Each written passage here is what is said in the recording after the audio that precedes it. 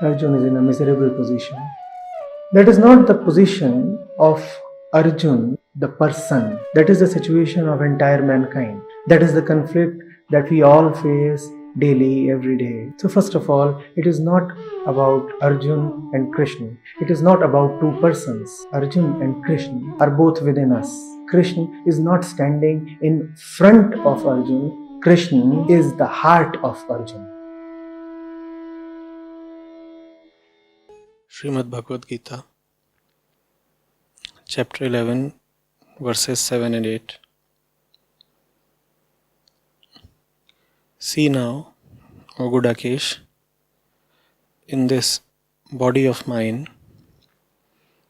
the whole universe centered in one, including the moving and the unmoving, and all else that thou desirest to see. But thou canst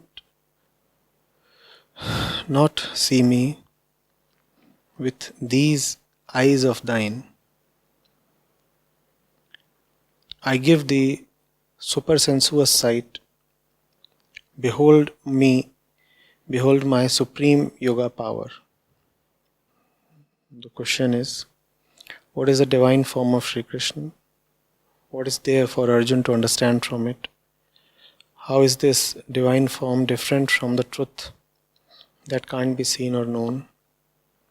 What is meant by the divine sight given to Arjun? Is there any way to experience the Supreme while being in this body through such sight, usually referred to as siddhis or some esoteric powers?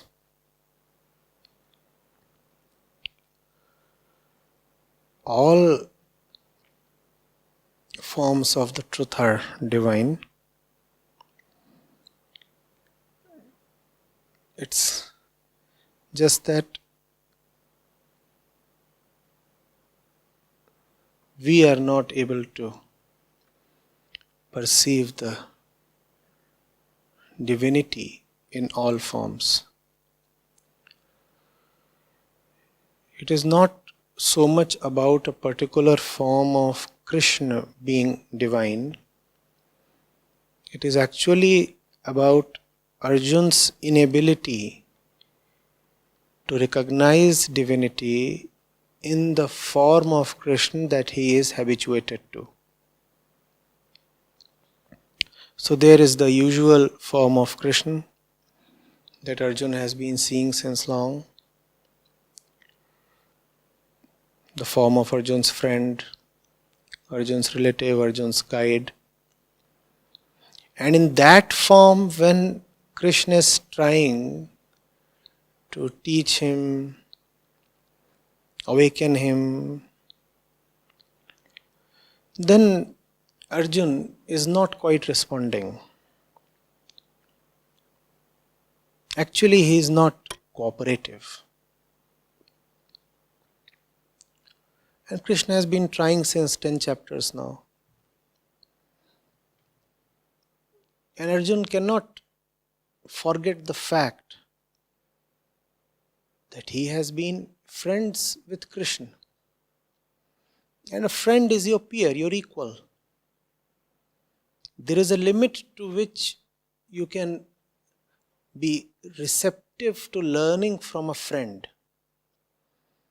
There is a limit to which you can surrender to your friend. Because surrender by definition is to someone far bigger than yourself. And a friend by definition is your equal. So there has been this hurdle. Krishna has not been finding Arjun as receptive as he must be. That's when the Virat Roop is displayed. The display of the Virat Roop merely means that Krishna is now revealing to Arjun, exposing to Arjun a part of his personality, an aspect of his personality that Arjun had not hitherto seen. Now Krishna is coming in front of Arjun with a persona that Arjun is not familiar with. And this persona is grand. Obviously, all personas of Krishna are bound to be grand. It's just that, you see, as they say, familiarity breeds contempt. The normal persona of Krishna would be greatly enamoring and greatly enthralling to someone who encounters Krishna for the first time. But both the Kauravas and the Pandavas are habituated now. We very well know that Krishna tried to persuade Duryodhana for a peace treaty, and Duryodhana tried to even arrest him. That is the kind of contempt that familiarity can breed in you even towards Godhead. If you come to know even Krishna, you will become disrespectful towards him just because you have come to know him. The same kind of disrespect that Duryodhana displayed is being displayed by Arjun as well, but in a subtler way. Duryodhana displayed his disrespect by actively trying to arrest Krishna. Arjun is displaying his disrespect by failing to comprehend Krishna over the 10 chapters. The common reason behind Duryodhana's and Arjun's behavior is just the same. They have known Krishna's personality since long. So the blaze has gone off. The sheen has worn off. They are no more bedazzled by Krishna's aura. They say, oh, but we know him. His brilliance has now ceased to enchant them, just because they have been exposed to that brilliance for long now. A fresh person who comes in contact with Krishna will be totally bowled over.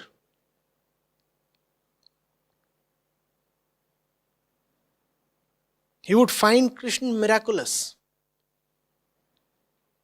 But the ones who know him, be it Duryodhana or Arjun, do not find anything special anymore in Krishna, just because they have been exposed to the brilliance of Krishna on an everyday basis. Every day they encounter his brilliance, so that brilliance no more appeals to them. That's the practical situation. Now, how does Krishna resolve it? He is a multifaceted one, right? Obviously, he is not going to be a prisoner to one particular persona of his own.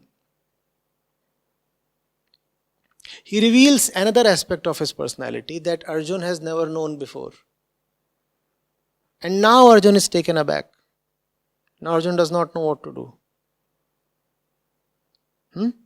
And this particular form that Krishna displays to Arjuna is pretty ferocious, I suppose, going by the description in chapter 11. And now Arjun is thrilled and afraid and shivering. And he starts apologizing to Krishna. He says, "Oh Krishna, many a times I have insulted you in private as well as in public. Sometimes I have just called you, Hey Krishna, Hey Sakhe. Please forgive me, please forgive me. I totally forgot who you really are. Just because you gave me the opportunity to be close to you, I started taking you for granted. Please forgive me. But all that is happening just because Krishna is displaying a new and fresh and ferocious form to Arjun. Had Krishna not done that, Arjun would have kept underestimating him. Right? So that is what is happening. All these questions that you are asking are not very relevant. What happens in chapter 11 has very little to do with Arjun. Arjun does not do anything. Arjun is at the receiving end of an experiment conducted by Krishna. Chapter 11 is a lesson not to Arjun, but to all would-be Krishnas. Krishna has left behind a lesson for all future Krishnas. He has said it's important to occasionally display an unknown and ferocious side of your personality if you want to stay relevant to your disciples.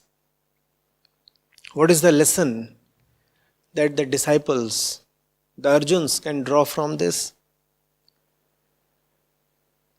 Remember that we are people of habit.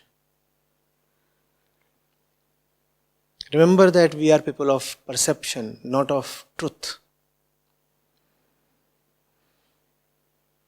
Remember that we are impressionable people. So we proceed on impressions, not on truth.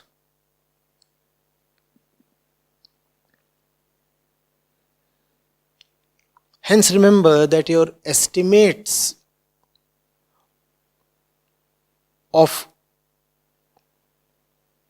who stands where and what is what are bound to be very, very haywire. Do not be too confident of how things are. Arjun must have been thinking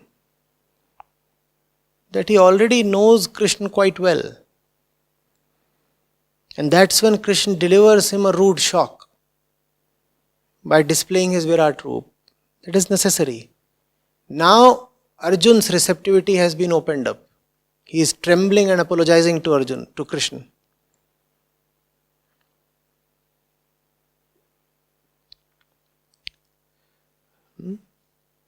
The Arjuns of the world will not always be so lucky that they will get to see a divine form. The onus then is upon the learner, the student, the Arjun, to keep his tendency to underestimate Krishna in check.